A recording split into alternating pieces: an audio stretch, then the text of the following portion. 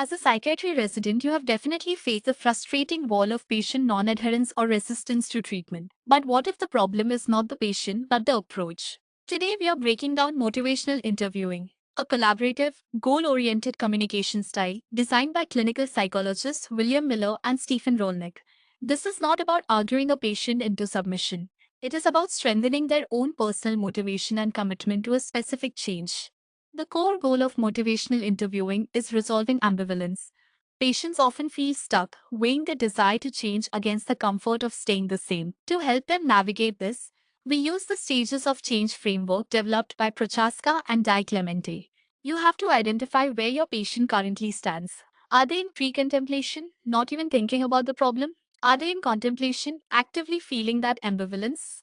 Or have they moved into preparation, action, or maintenance? Knowing their stage helps you tailor your approach and manage potential relapse.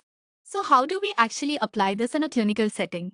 We rely on four core principles known by the acronym EDRS.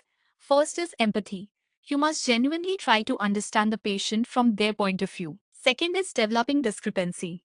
You gently highlight the gap between their current harmful behaviors and their long term life goals. Third is ruling with resistance. When a patient pushes back, avoid direct confrontation and instead flow with their objections, reframing them slightly. Fourth is supporting self-efficacy. You must actively enhance the patient's belief that they are actually capable of making this change.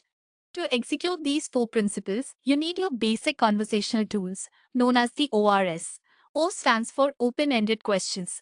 Avoid simple yes or no questions to encourage broad, revealing answers. A is for affirmations. Deliberately recognize the patient's strengths and any positive steps they take. R is for reflective listening. Demonstrate that you truly understand their experience by feeding their core message back to them. And S is for summarization. Periodically pull all the information together to link their thoughts and keep the session focused.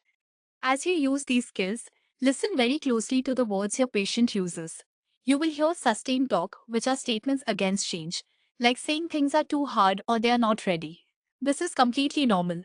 Your clinical objective is to subtly draw out and reinforce change talk. These are the statements where the patient argues for change, saying things like, I want to, I need to, or I can. By guiding the conversation to increase change talk and decrease sustained talk, you help the patient resolve their own ambivalence and take ownership of their recovery. If this breakdown helps you navigate your clinical rotations, drop a comment with your biggest patient communication challenge and keep practicing these tools on the ward.